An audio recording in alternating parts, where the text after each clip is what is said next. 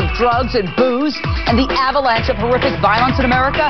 Here on Issues, we've seen drugs and alcohol become an issue in too many cases. From Nevaeh Buchanan's mother, Jennifer, whose own mother reportedly said she had a drug problem, to Casey Anthony's partying while her daughter Kaylee went missing, to little Haley Cummings and people in her life with rap sheets littered with drugs. The bottom line, study after study shows a massive percentage of people behind bars are addicts. People commit crimes to support their habit. People commit murder and assault because they're high or they're drunk. It's time for an intervention, America.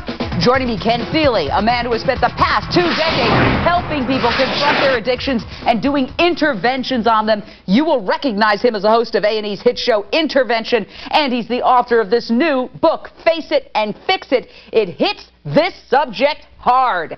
Ken, as you know, I'm a recovering alcoholic with 14 years of sobriety. You, as you well know, are a recovering addict with 20 years of sobriety. Congrats on that, by the way. What does America need to do to come to grips with the fact that drugs and booze are really the common denominator behind so much of the violence that plagues us? You know, Jane, I was just speaking at a drug court graduation up in Stockton, California, with 200 graduates.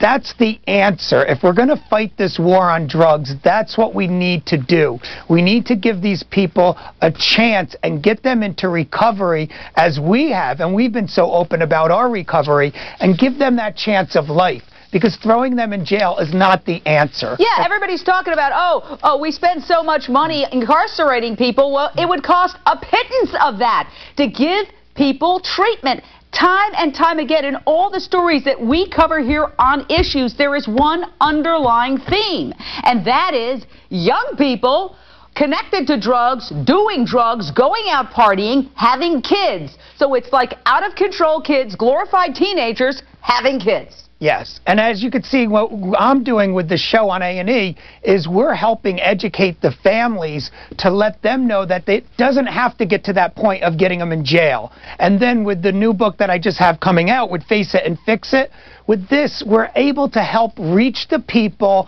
and get them prior to even getting into jail and getting involved in the court systems. That's really the answer.